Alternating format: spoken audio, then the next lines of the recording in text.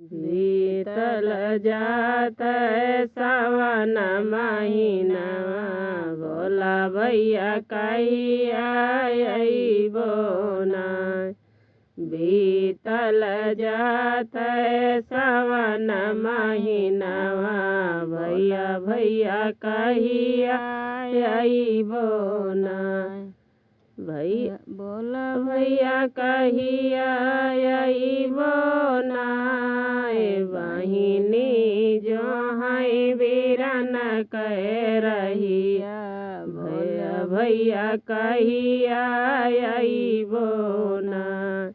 बहिनी जो है वीरन कह रहिया भोला भैया कहिया अइबो ना।